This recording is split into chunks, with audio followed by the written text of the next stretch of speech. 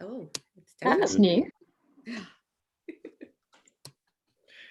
Okay. All right, then we will start. So I am Karen Sullivan, publisher of Arenda Books, and I recognize a lot of you here. So you will probably know that we're a small independent publisher. We're based in London, and we publish literary fiction with a heavy emphasis on crime thrillers, and about half of our list is in translation. We publish authors from 14 different countries at present, including, as we can see below, South Africa. So last year we won the CWA Crime and Mystery Publisher of the Year, and this year we were shortlisted for Small Publisher of the Year in the British Book Awards, but we didn't win this year. We will next year. So tonight, in association with the fabulous Jonathan Ball Publishers in South Africa, who look after our sales in the country, we're here to launch an absolutely brilliant book from an amazing writing duo that makes up Michael Stanley. So we have Stan Trollope and Michael Sears here with us tonight. I think, Stan, are you in America right now? Yeah, I'm in Minneapolis. So we've got someone from America, we've got Michael from South Africa, we've got Ursa, who we'll get to in a second, coming in from Iceland, and us here in sunny London. So I first met Michael and Stan in Iceland, which seems very appropriate, at Iceland Noir. And after they approached me, I didn't hesitate to sign book 4 in the wonderful Detective Kubu series. Since then, we've published Deadly Harvest, Dying to Live, A Death in the Family, and a chilling standalone thriller called Dead of Night. But tonight, it's all about Facets of Death, which is a stunning prequel to the Detective Kubu series, and a perfect opportunity to meet this lovable detective as he starts his career in the Botswana CID. So this is a fabulous series if you're not familiar with it. The sense of place is so richly described, it becomes a character in its own right. Kubu is an absolutely unforgettable character. He's got a heart of gold and a brain like a razor. And of course, Michael and Stan are exceptional plotters, and Facets of Death will appeal to absolutely everyone who enjoys intelligent, smart crime fiction with a detective that you will absolutely fall in love with. And the Botswanan culture is glorious. And joining the gentlemen tonight, we have the amazing Ursa Sigurdardottir. And it's Nordic Noir meets Sunshine Noir tonight.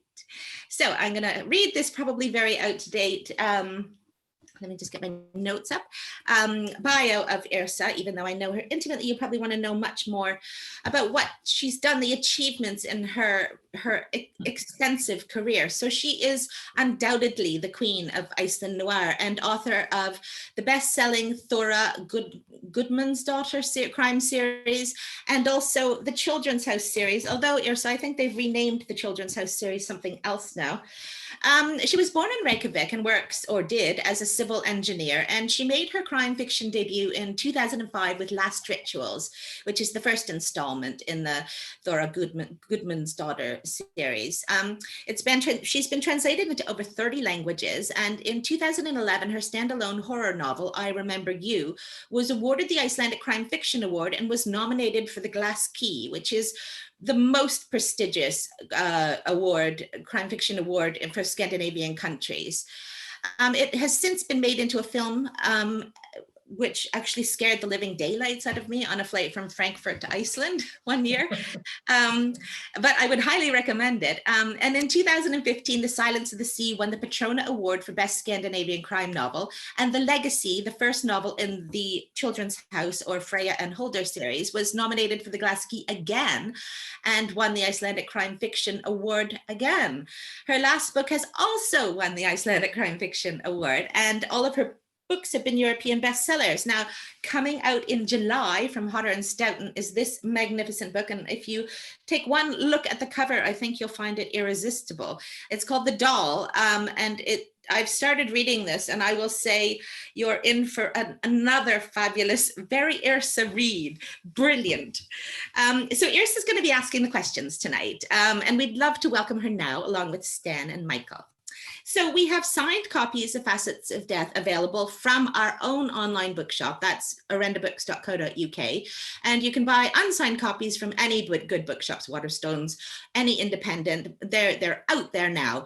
If you're in South Africa, you can get your copies from all major retailers, I understand. And the Jonathan Ball team who are here tonight can update you at the bottom of your screen with the chat box. And now I'm going to disappear and hand things over to Ursa.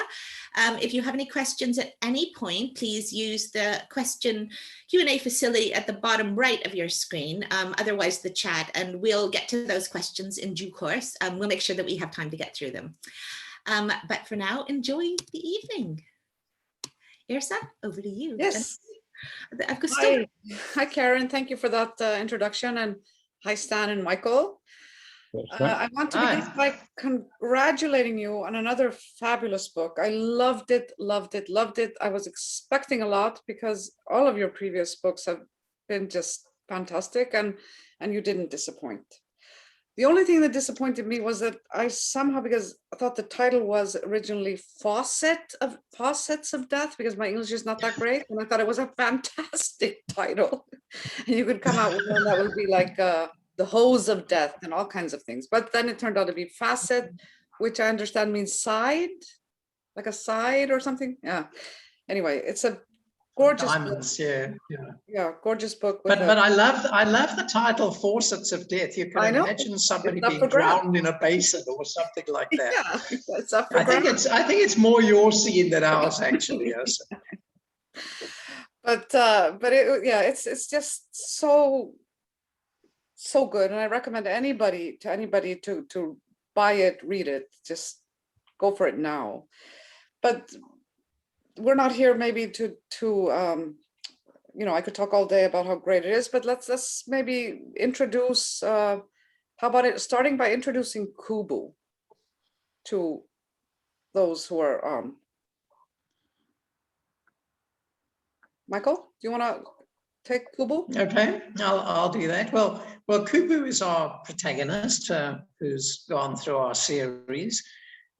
He's a large detective in the Botswana CID based in Gaborone, and Kubu is a nickname. It's not his real name. His real name is Kubu Bengu, but Kubu means hippopotamus in the Setswana language. And he picked up this nickname because, not very surprisingly, he's a very large guy, maybe a bit overweight.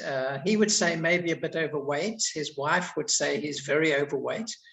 And that's where the sort of nickname came from. And it gives a sort of physical interpretation of his character a bit. But it also has a character meaning, because the hippo is actually an extremely dangerous animal. It's we're fond of saying that it's the third most danger in Africa after man and the mosquito, which of course spreads malaria. But the hippo accounts for more human deaths than, say, crocodiles or elephants or any other animal in Africa. Not that Kubu goes around killing people, but he's focused on a case, then he's focused on that case and he's going to solve the case.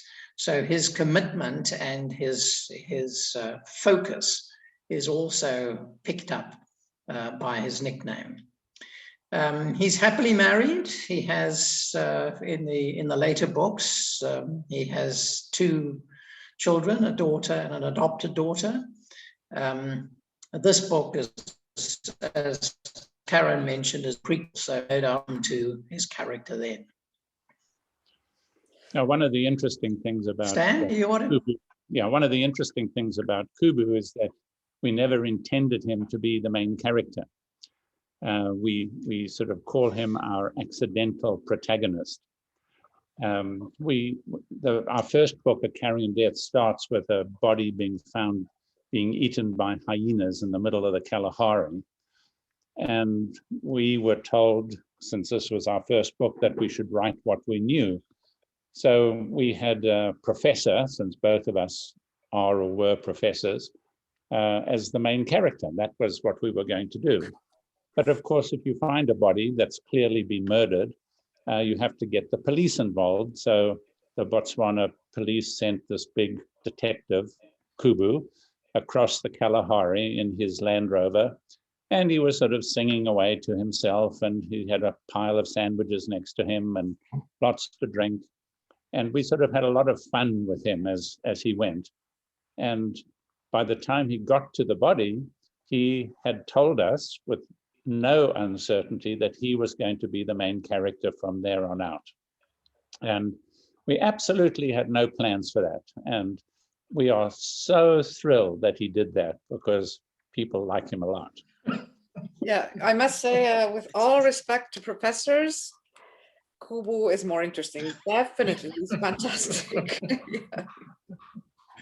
Well, one of the difficulties with professors is that we had that original idea of the hyenas eating the body probably about 20 years before we started writing the book, because we had to think about it and plan it and discuss it and do the research for it and just not get around to it, which is very professorial. But it's also, I mean, I understand that your first idea would be to write what you know, make the main character, you know, I had given thought about writing about an engineer who would be solving crime. But the thing is, nobody wants us around when somebody's killed, not engineers and no professors on the crime scene. So it would only have been like a standalone. Yeah. So, yes. But in the Kubu books, I mean, you do take on actual like topics from what is going on in Southern Africa, in Botswana. And this book is no different. So would you maybe like to tell us a little bit about the premise of the book? Yeah, one of the reasons, sorry, Stan. One of the reasons that we set the book in Botswana was for those hyenas again, because we had to have an environment where hyenas could go off and start eating a body that had been thrown out for them, which you can't do in South Africa. There's too much control over the game areas. But once we got used to the idea, we found that actually that was really helpful, because we found that we could address issues which were of interest in Southern Africa as a whole without necessarily being the inherited issues that have arisen in South Africa in the post-apartheid era. And there are many good and excellent South African crime writers who are doing just that and writing fascinating books. But we had the opportunity of addressing other things, such as blood diamonds and the aftermath of the war in Zimbabwe and the Kalahari Bushmen's plight and various others, the Chinese influence and so on. So Stan, do you want to talk about this particular book's premise? Well, one of the things that is true about Botswana is that it's success, and it is probably one of the most successful, viable democratic countries in Africa, that it's based on the wealth of diamonds. The two richest diamond mines in the world, Orapa and Jwaneng, are both within Botswana, and both are owned by a company called Debswana, which is a 50-50 partnership between the well-known De Beers diamond mines and the Botswana government. So everything to do with diamonds is of great importance to the country. And the premise for this book is that a very clever group of people engineer a way to hijack a shipment of uncut diamonds. It startled me, certainly. Michael knew a lot more about diamonds than I did because he worked for that whole sort of enterprise. Jwaneng, which is sort of southwest of Gaborone, ships about 100,000 carats of uncut diamonds a day. I thought they'd get a little bag full and send it off, but 100,000 carats a day go from Jwaneng. And so we, or these very clever gangsters created a situation by which they could hijack those diamonds. And of course, that created a huge stir within the country. Not only is it a crime, obviously, because that's what it is. And so the police are very interested in that. But because it is so important for the country as a whole, the politicians also start getting very much involved, and the very high ups in the police, who normally wouldn't worry about a big theft so much, but they getting pressure from the politicians and so on. So that is the sort of the underlying story, is that these diamonds are hijacked, and there's enormous pressure on the police. And then just the one final thing is, the book is a prequel, and the chapter 1 is Kubu literally walking into the front door of the Botswana CID on his first day of work. And he is thrown into several different circumstances all at once. The first is that he is not popular with anybody else in the CID because he's gone straight from university to the CID, whereas all the other detectives have had to walk the beat at some stage.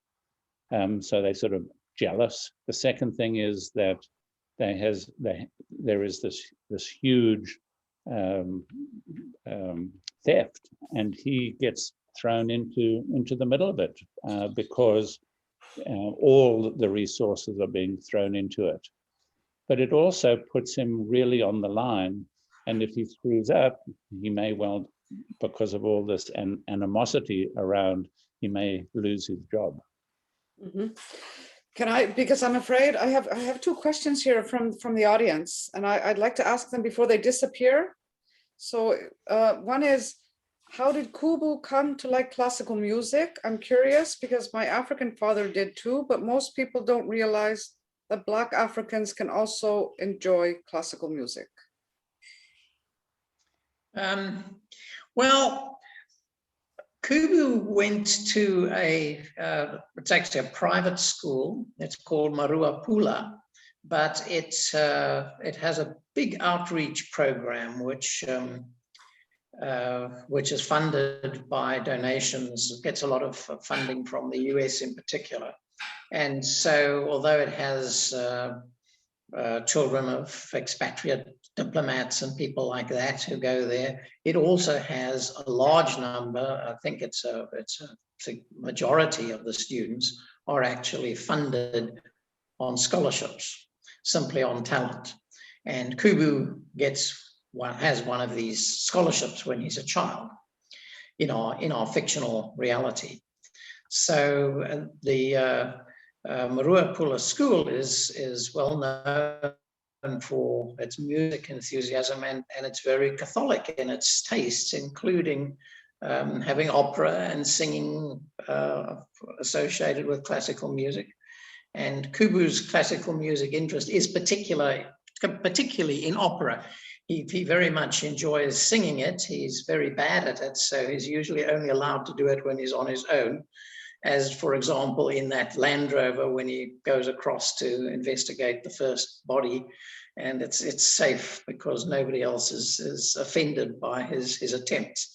But indeed, he does that. And of course, Africans generally have a tremendous ability and love of music in all sorts of different spheres. Can I just, I mean, Europe is really good at one thing at least, and that is laying claim to certain terms and things. And one of them would be classical music. I mean, classical music is just music that survives the times.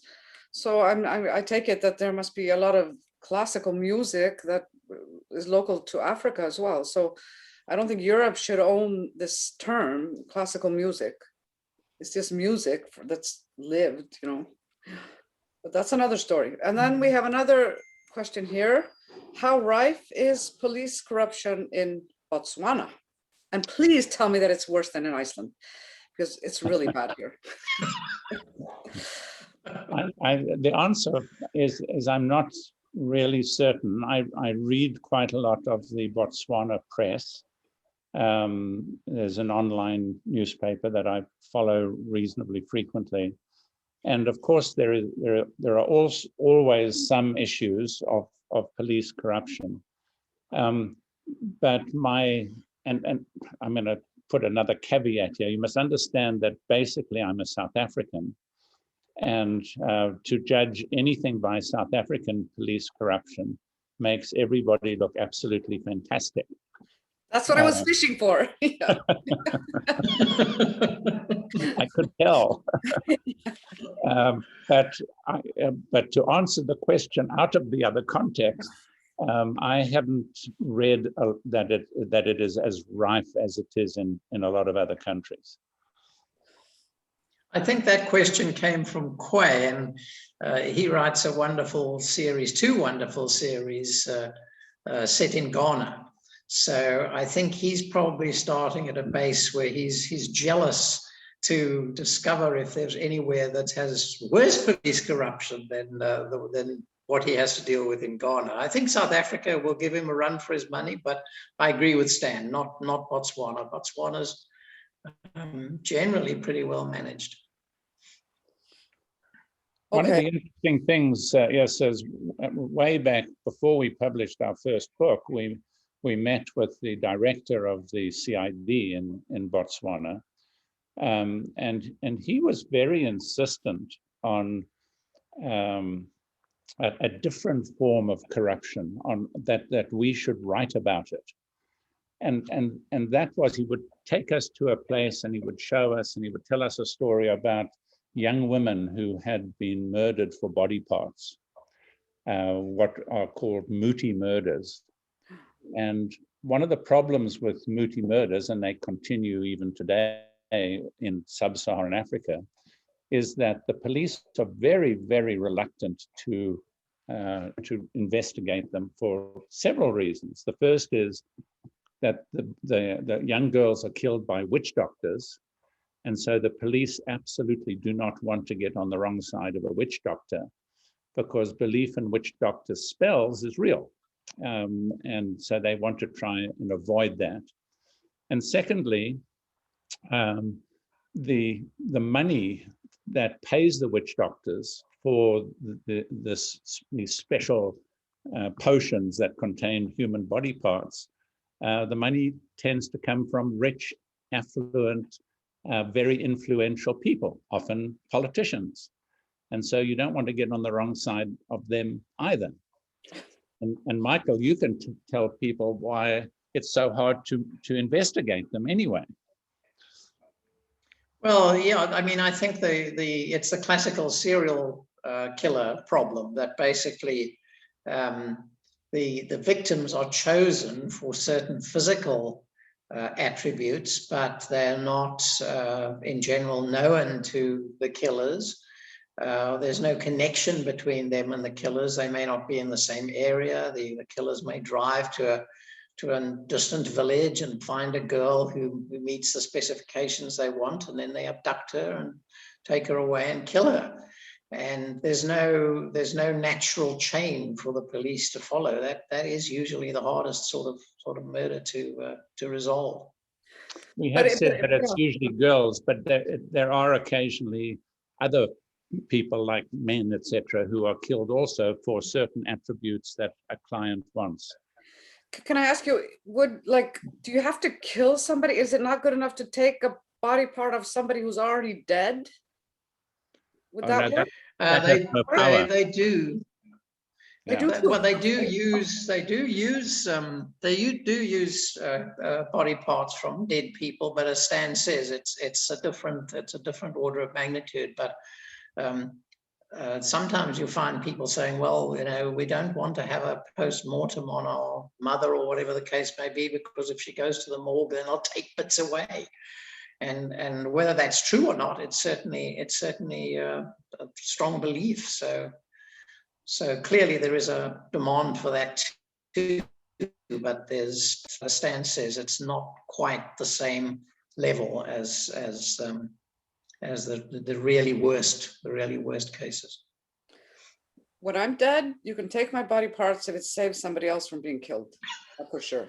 just take them. I'll come and Okay. autopsy in Botswana. Maybe there's an organ donor thing for witch doctors. Maybe. We'll investigate and send you the forms. Yeah.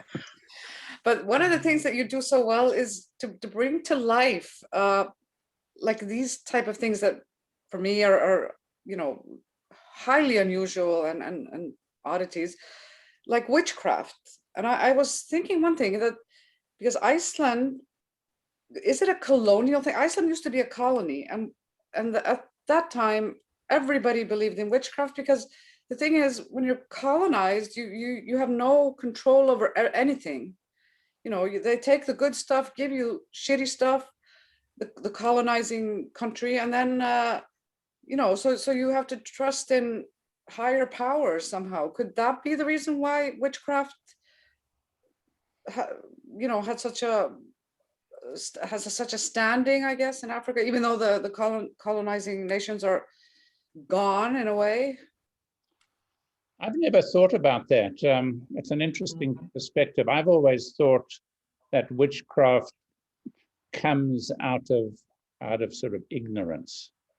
That when people don't have a way to explain things, they turn to people who have some alternative explanation or something like that. But that's interesting. What do you think, Michael? Yeah, that's religion, Stan. Yeah. Yeah, I sort of agree with Stan. I mean, I think it's particularly in situations where there's something that's out of people's control. And let's be honest, most things are out of people's control, but you want to change it. And then somebody comes along and there's a belief, call it a religious belief in ancestors and in gods and in spirits. And somebody comes along and says, I can communicate with the real powers who are able to fix your problem, or so that you can achieve what you want to achieve, and so on. And a lot of these doctors are actually people who've got tremendous knowledge of herbal medicines and things like that. So they can fix some problems. And that, of course, gives them both status and credibility to their clients. But your suggestion is an interesting one. I've never thought of it in those terms. I think, at least I think. I suspect that if we look at it, their belief in witchcraft probably goes back a lot longer even than colonial times in Africa, but I don't know that, so I just put that out there. No, because it's kind of like if nothing you do, if you can't work hard to you know, not working hard, not being smart, nothing is going to help you out of your situation, then you need something else, and that would be witchcraft. Or that's my theory, I don't know. But I really think that you somehow managed so well to get that across to the readers, these idiosyncrasies. Is that a word? Am I saying something totally ridiculous? Yeah. And this culture, yeah, that I don't know, and I guess most of your readers in outside of Africa are not familiar with either. But you have sort of similar things, not quite as nasty as witch doctors. I mean, you've got those little elves and goblins that you have to pay attention to. Yeah, I know. Yeah, that's, yes. And we had lots of witchcraft, like ridiculous witchcraft that was pants made out of dead man's skin and all kinds of weird stuff. And yeah, but no, that's gone away. And also the elves and things, that's slowly going away, because my generation wasn't smart enough to keep, you know, imprinting it into our children. Totally our bad. I wish I would have done more. But now the two of you, maybe we should, do you want to share with us what it's like to write together? I mean, I super envy you having, you know, that's like only half a book ahead. And then yet I think I would have a really difficult time if somebody was fiddling with my plot. So how does that work between the two of you? I think you would have trouble finding a partner who also believed in sucking people up into vacuum cleaners.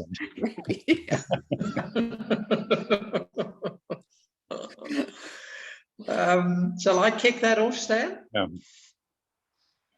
Okay, so well, the question there was what's it like, and I guess there are two parts. There are two interpretations of that. The one is, how do we go about doing it, because that's a system thing. The other is, how do we feel about it? And I think the great thing for us is that we do have two heads, but not only do we have two heads doing the plotting, but we also have a tremendous amount of fun doing it, because one of us will come up with an idea, the other one will pick it up, and we'll toss it around. We find that when it comes to actually sort of laying out the broad structure of where the particular story is going to be set, what this theme is that I mentioned earlier, that sort of we try and have one running through our books, each of our books. We generally speaking find that we need to do that in two settings, one of two settings. The one is in Botswana, where we travel around and we see things, and we watch the wonderful wildlife and meet the people and so on. So, that's not too painful at all. And the other setting is when we've had a good dinner and we're finishing a bottle of wine. It may be the second bottle of wine that we're finishing. And this sort of lubricates the transmission of ideas between the two of us. So it's a great deal of fun doing that. And we both, in our academic careers, we both spent almost all our research energies working with other people. So the idea of collaboration for us was a very natural one. And the other issue is, well, how do we actually go about doing it? Because there are quite a few writing teams in the crime fiction area. Nikki French, Charles Todd.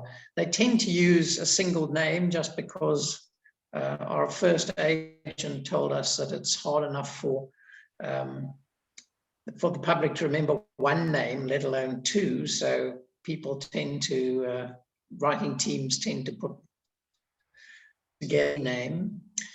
And so we've got this one name that represents Michael Stanley, which is somehow a combination of the two of us.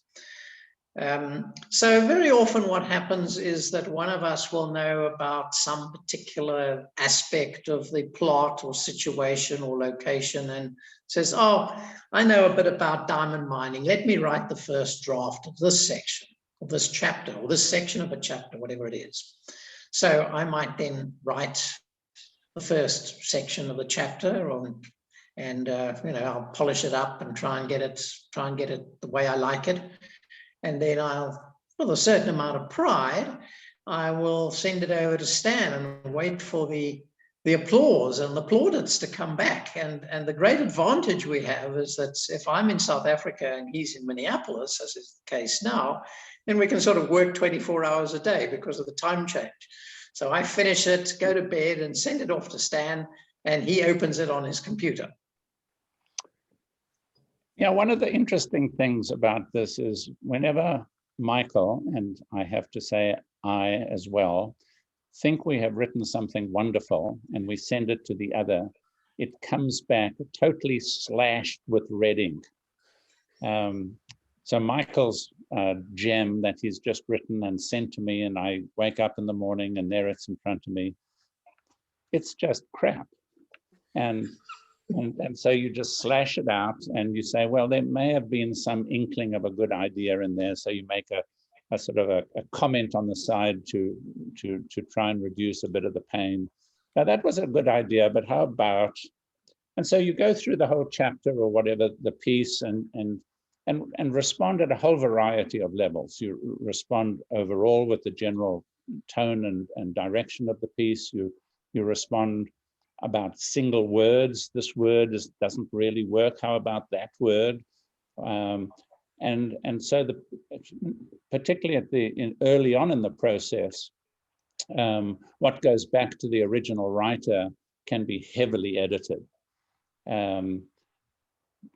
What is good and what is necessary for this type of collaboration is that despite the pain that you feel when the other skewers your wonderful words, you have to believe in the other person. You have to trust the other person. That if, whenever we fall in love with our own words, you have to trust the other person's skewering is for the best, for the betterment of the book, and there's nothing personal in it. And but I must say that you're extremely lucky, because you both seem to be very great writers. I mean, you have a very good, the language, the descriptions, everything is really, really well done. And you can't tell, oh, this must be Michael, this must be Stan. It's completely seamless, the transfer between, I don't know, chapter by chapter. I don't even know how you do it. Maybe you do it in the middle of a chapter, but it's done exceptionally well. We always say that, and we don't actually know this, and we are fiction writers, so we make up a lot of things. Yeah. We say often that probably 50% of the sentences in our books have words from both of us. Yeah. And sometimes we have good friends, people who really know us very, very well. And they say, well, I know who wrote this and I know who wrote that and so on. We say, all right, well, fine, tell us who wrote this, who wrote that. And generally speaking, they're right 50% of the time. Yeah. We have some discussion here on the side. We have some discussion here on the side about if Scotland would have been considered a colony before the United Kingdom, when the English took it over. And I think not, because I think that'd be a colony. You can't touch the other country. Yes, there has to be some distance between the borders, because otherwise it's just expanding. I don't know. I think so. So no, I would say it wasn't a colony. So. Oh, yeah. I'm thinking of the Roman Empire. You may get some disagreement from historians. No, but did they colonize? Didn't they just take it over? And it became. Yes, that's true. I mean, that's one. In a sense, if you move into a country and then slaughter all the people and put your own people there, it's not a colony. No. It's not terribly helpful for the people who were living there at the time, but that tended to be the system before we got to colonies. We had that model. Yeah. But can I ask you one more question about the book, at least one more, and that would be this diamond heist. Does it have any? Are you basing it on something? I mean, do people? I mean, did something like that happen historically? Did somebody rob these diamond mine owners? As far as we know, not. De Beers, however, is so secretive about everything that has anything to do with their business, because particularly in the years when they were essentially a monopoly, it was everything was hush hush. It was quite amazing working with. I actually worked for Anglo American, which at that stage was the parent company of De Beers, and even within the company, it was a right to know basis, that's a need to know basis that determined whether you're going to find something out or not. So all I can say is that historically there hasn't been anything of this order of magnitude that we know of, but I wouldn't be surprised if there were, that they would have kept it quiet. And that's part of one of the themes in the book, as you've mentioned earlier, is that the government and the company are, if anything, more concerned about the event and what happened and the people who were killed than they were about the diamonds that were lost, because 100,000 carats sounds like a lot of diamonds, but in terms of raw uncut diamonds, as Stan pointed out earlier, that's the sort of output of the mine in a day. So what? The next day you make it up, Yeah. Now, in our early book, the first book, *A Carrion Death*, we also had a diamond mine involved, but it was a small, sort of privately owned one, and we developed a clever scheme for how the mine was used to fence illicit diamonds.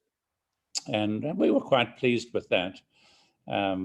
Michael did most of that work because he knows about these dirty tricks.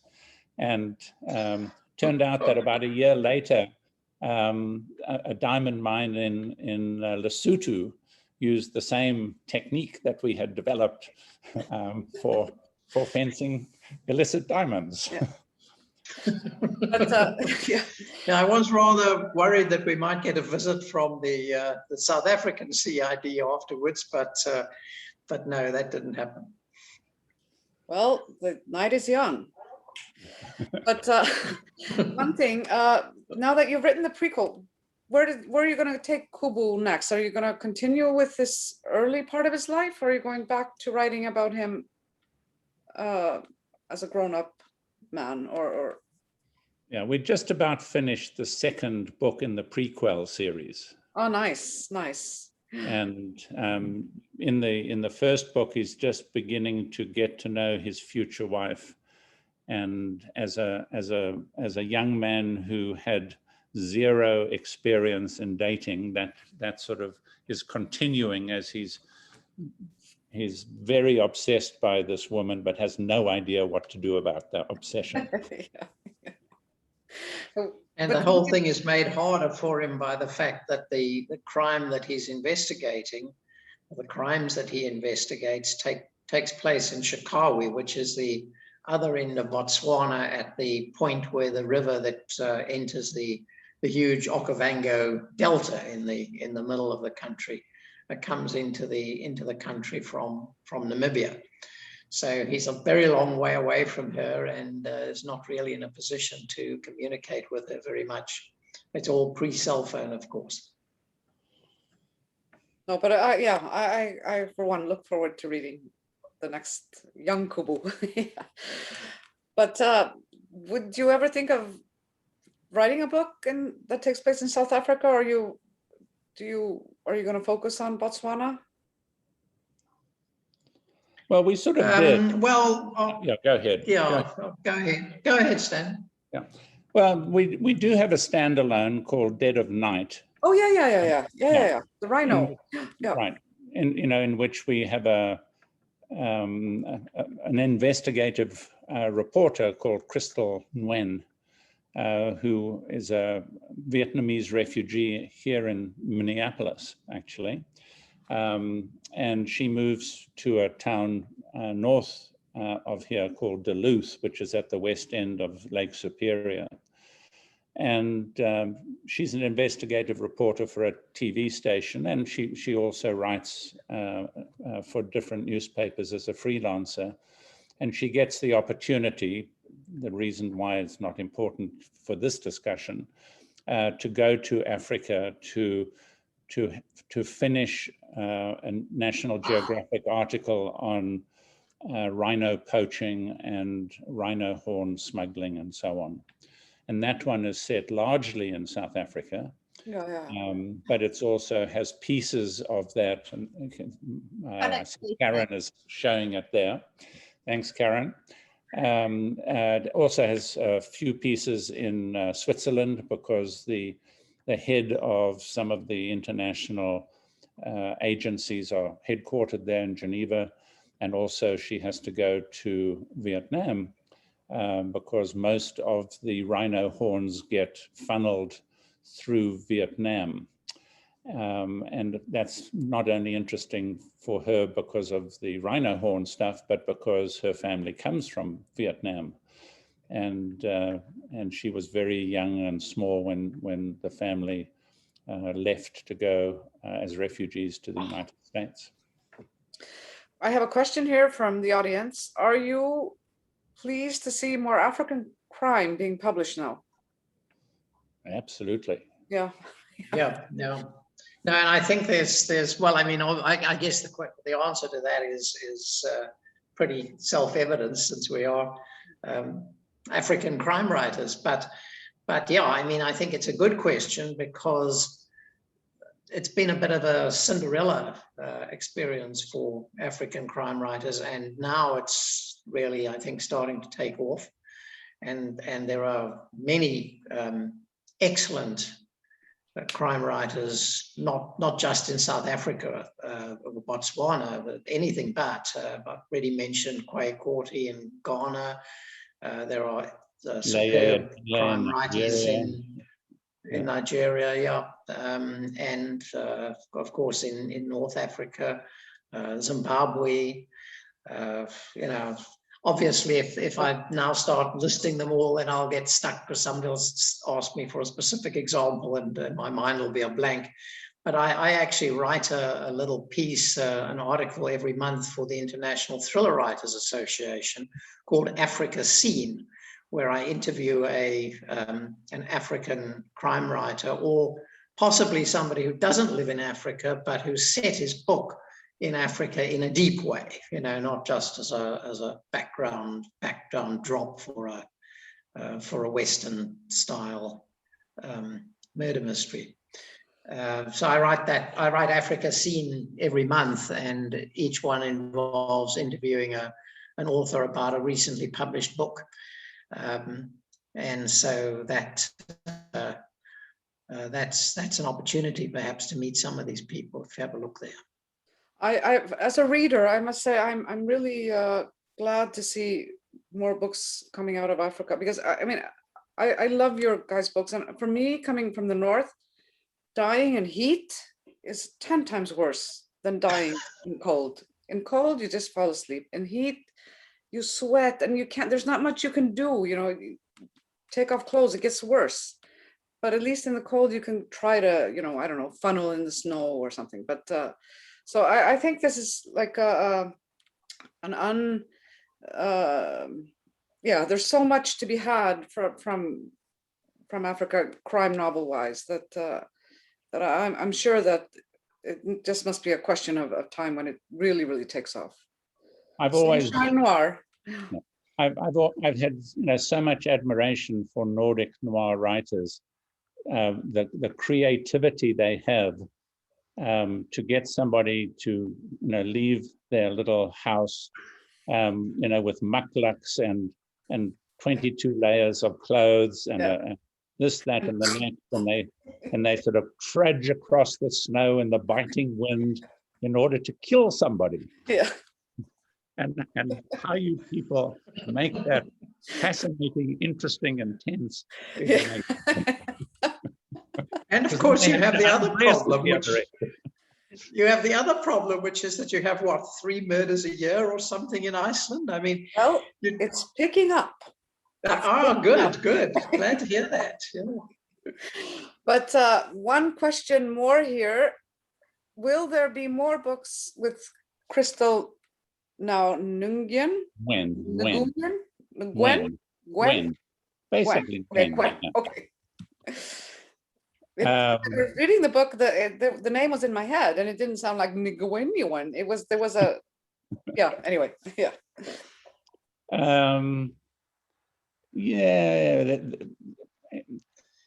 A little side story. We started writing that book when, Michael, 2013 or 2014, something like that, a very long time ago. Yeah. And we decided we wanted a challenge. So we decided to have a female character, write it in the first person present,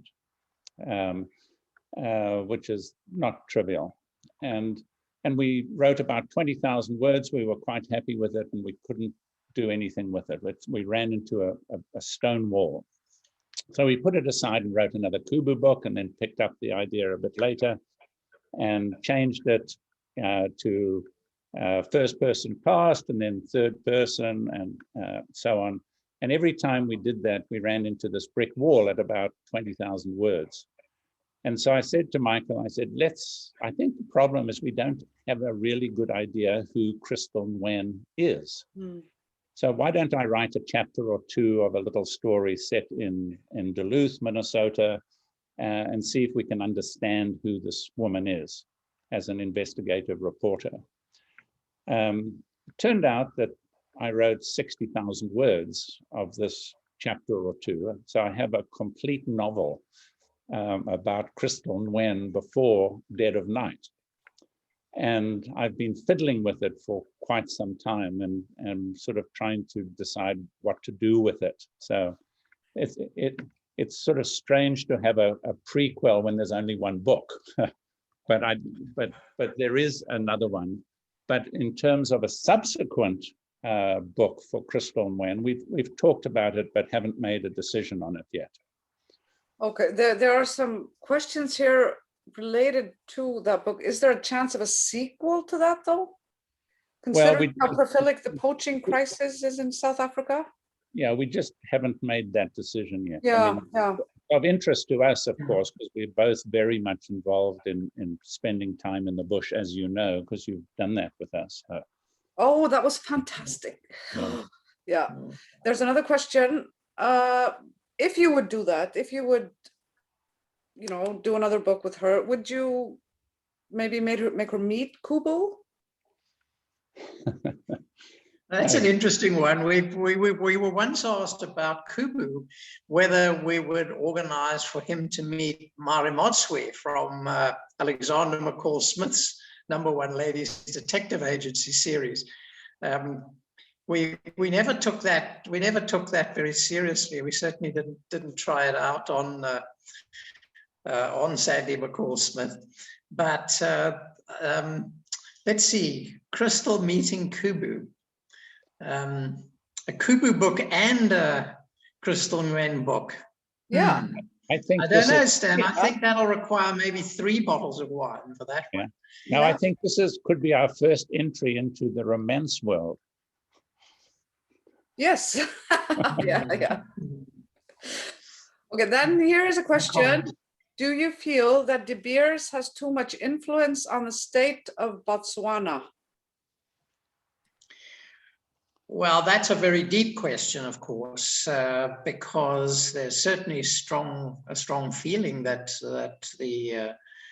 that is the case, and that, for example, the moving the Bushman people from the Kalahari, from the Central Kalahari Game Reserve, was because there was an interest in diamond mining there, although it wasn't actually De Beers that was involved in that. I think that it's difficult to answer that. Because it's very deep. So just a few facts. As Stan pointed out, Botswana is comparatively rich. It's not a rich country, of course, but it has taken most of the diamond revenue and actually translated that into infrastructure and services for the people. So the diamonds have been a blessing. Having said that, there certainly is a feeling that the economy is skewed by the diamonds, and when there was a recession in the diamond market, it hurt the country very badly. A lot of jobs were lost, and people, suffered as a result of that. So there's a political aspect of it, and does one believe that in fact the diamond moguls, if you like, put too much pressure on the Botswana government? And I'm not sure that I know enough about it to answer that. But can I add a question to that? Do they pay like tax on their gains and earnings, or do they just take the diamonds out and then they have something in, I don't know, the Virgin Islands or somewhere? Where are the headquarters of this? No, the government has done a pretty tight deal with De Beers. As Stan mentioned earlier, it's a joint venture, 50-50 between the government and De Beers. So the government gets 50% of the revenue from the mines, and then De Beers pays tax on their share in Botswana. Okay, that's nice. So they get a very significant amount of the revenue from the resource, which I think is correct and a good model. Absolutely. For other countries, other developing countries, particularly developing countries, to follow. Especially if you're landlocked. I always feel really sorry for countries that have no ocean. Just really not good, but okay. So we had one more question, I think, and then our time is about up. And this is, I would have liked to ask this question because your books are so vivid and they're so, I can see them almost playing like a movie or a TV series in my head when I'm reading. Is there any interest in, have you been approached by anyone to to make this into a film, or one of your books into a film or a TV show? Well, there's been over time some interest. Whether that will end up being on the small or big screen, we don't know. I must say we feel delighted by the number of people who say what you've just said, who say that the books are visual and the scenery and the context is great and would make a good series or something. And so we are hoping it happens. Yeah. Well, I hope so too. But for now, I'm okay with just having it playing in my head. One audience, one ticket. If anybody listening here has a few million lying around, we'd be very interested. But I guess our time is up. It's 2 minutes to 7 where I am. I don't know what time it is in Minneapolis, but I think it's almost 7 it's almost 8 in London. So I think that's about it. If anyone has a question they want to throw in, the last question, let's see. There's one good one here, Ursa, from Anne Fox. Can you see that one? It says, if Cooper were to be deployed abroad in a consulting capacity. Can you see that one? Yeah. So if Kubu were to be absconded to be a consultant somewhere, which country would, and you would write about that case, what country would you pick? Go ahead, Michael. So is the question that if Kubu was not in Botswana, where would he be? Yeah. Iceland. I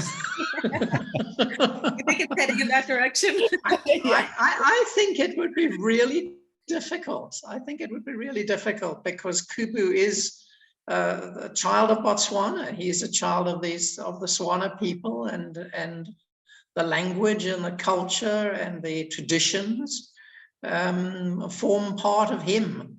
I think it would be really difficult to move him somewhere else. He could go somewhere else to solve a crime, but that's not the same. Sounding really positive. I'm just thinking that they find some evidence of an African witch doctor up in Akrenes in Iceland, and they have to call in a specialist who's dealt with this kind of death before. And you guys could write the book together. Yeah.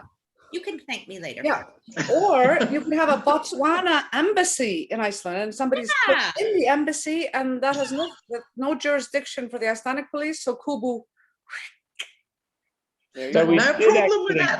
I would love to do that. Kubu can go all over the show. Yeah. He's been to New York, and he's had quite an experience there.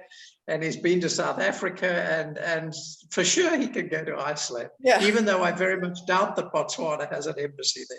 It doesn't, but it could. Yeah, it's fiction. It's fiction.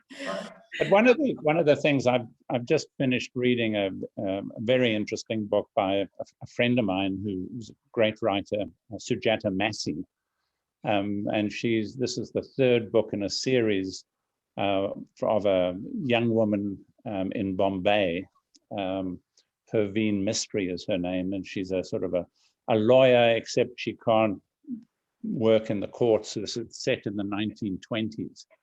And one of the really interesting things about the book is how nobody fits in. The Brits are, of course, in charge of India at the time. And so the very highly educated Indians are really second citizens in a sense. And there are, because people are people, there are a lot of Anglo-Indians, people of mixed blood. And all of these things, plus, of course, that women have no rights and this, that, and the other thing. So a lot of the book is about all of these people trying to get on and not get on and this, that, and the next.